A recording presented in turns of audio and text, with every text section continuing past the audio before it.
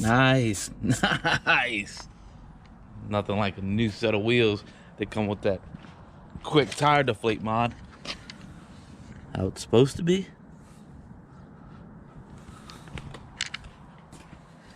And how this one is.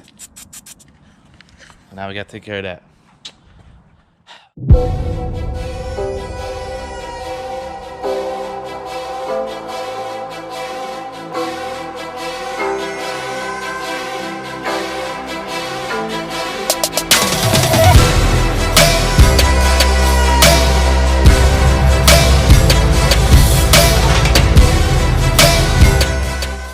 Welcome to the channel.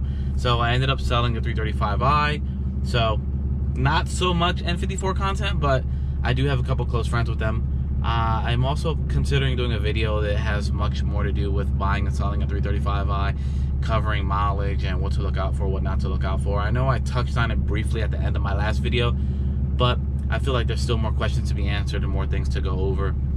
Also, I had mine for about 2.5 years, so I kind of know a little more about the platform, and I'm sure people wonder, when you sell a car, why did you sell it? Were you tired of it? Was it problematic? Did you regret buying it?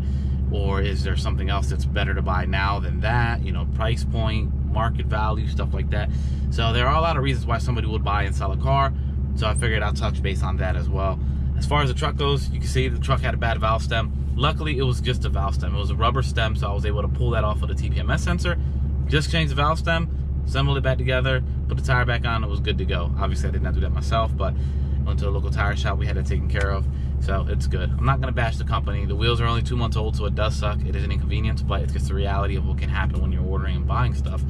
Anything like that can happen. So, got that taken care of. As far as plans with the truck, I don't plan to get too crazy with it. It is more so a tool, work truck, I guess you would say. I wanted it so I could pull my cars, haul parts, pick up whatever I needed, and get whatever I needed when I needed it, or when I wanted it. So that was the main purpose behind buying a truck. I do not want to make it a race truck or any crazy build. It is going to get a few more mods, just because I do like modding my vehicles, whether it's a truck or a car. But that's about all it's going to get. It's not going to be anything crazy. But as far as mod list, I'll go over that, and I'll do a walk around. I just need to get it cleaned up because the thing is dirty right now. So I'll get you guys in a little bit after I get it cleaned up. Alright, what's going on, guys? Finally got it all cleaned up. It's not as clean as how I wanted you guys to see it because I did have to drive it, but it's actually looking. So 2016 6.7 Cummins. It is a Laramie, so it has the nice little Laramie flares, which don't do much for these wheels because they're 20x12 hostile sprockets, -44 offset, some chrome spike lug nuts to go with the chrome rear bumper, trim, door panel, mirror caps, and front bumper. It's got Nitto 420s and a 305/50. The reason I went with these is because if I would have went with like a Riggs grappler or something more aggressive, it would have been kicking up more rocks on the truck. It would have been double the price. It would have rode a little rougher, and it would have been noisy. So for all those reasons, I said, you know what, I'm just gonna try the Nitto 420s. If they do that bad, then I'll switch to something else later on. But for now, I was like, you know what, I like the look, I like the way they supposedly perform. So we're gonna go with those and try them out. And so far, I don't regret it. I'm liking the way they look. I'm liking the way they ride.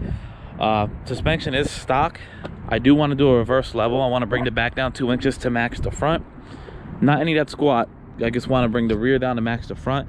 But the problem is, once I do that, if I put any weight in the rear, it's going to have even more squat. So I need to do bags before I do the rear leveling.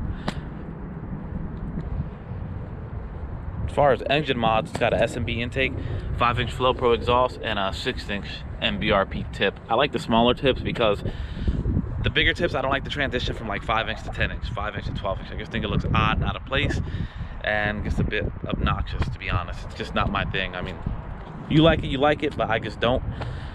So yeah, I went with the black wheels, even though I got the chrome, just because I felt like it would break it up. I didn't want to do all white and chrome. I felt like the black would break it up.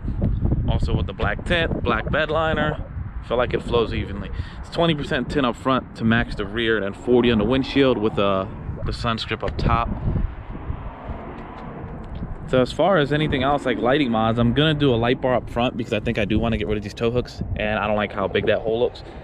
So I'm gonna go ahead and throw a light bar in there. It's gonna be a curved bar, so it'll fill it up nicely, but you know, it won't be sunk in the center and sticking out on the sides.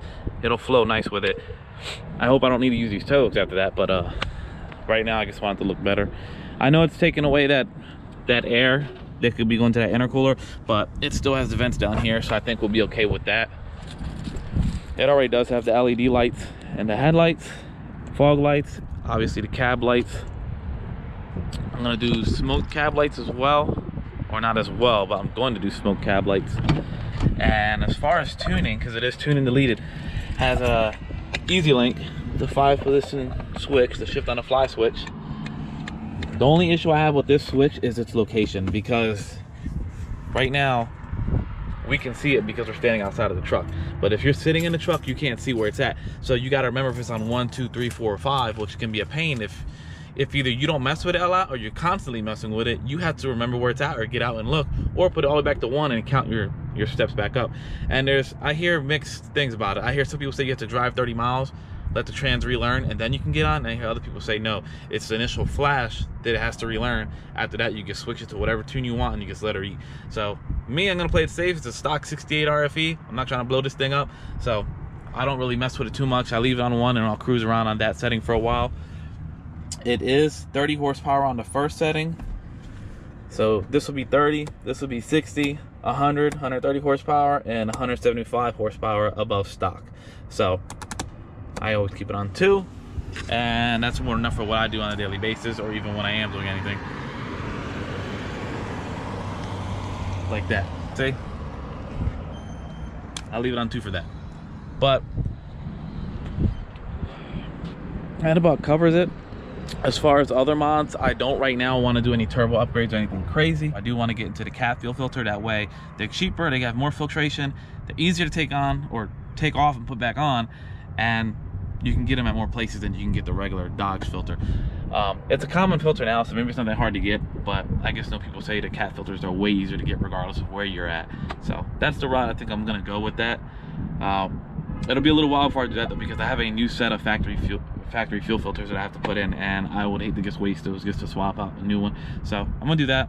I'll probably throw that up in a video as well, because just the way certain people do it differently, and I'll show you my way of doing it as well. I think that about covers it. I'll go ahead and give it a start up so you guys can hear what it sounds like. It's not that loud. It does have the not the MBRP, but the Flow Pro muffler on it still, so it is pretty quiet. I do plan to take the muffler off and either put a twister muffler on or just straight pipe it. It's still on the stock turbo, so it won't be loud. And I guess we'll pop the hood so you guys can see what that looks like.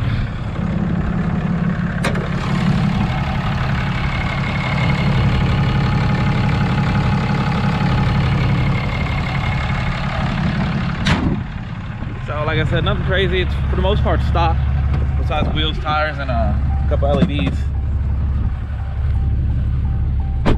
But yeah, whatever I end up doing to it, I'll let you know. And I don't really have any plans to put a nice big turbo on it or any compounds or anything like that, but like I said, my buddy does have a Cummins 6.7 and he just finished his 2nd gen swap, and he is more into beating on his truck a little more and doing a little more wild shit with his truck. And it is a G56, so it's probably more fun to drive when you do stuff like that as well. Aside from that, we should be touching base on some of the stuff on the Supra here soon. So like, comment, subscribe, show me some love, you know, and let me know what you guys think. Well, maybe there's some ideas, maybe some other mods that I'm not thinking of, or maybe give me an idea where I can put this freaking 5-position switch, because it's all the way down here. It'd be nice to have it right here, right here. I don't know if there's something behind here, but yeah, I do need to do something else with that, because I would like it more visible. It's not, I'm not a grudge racer anyway like that. I don't need to hide a switch that controls my boost. So yeah, that about sums it up for this truck. So hopefully I'll see you guys again soon. Take care.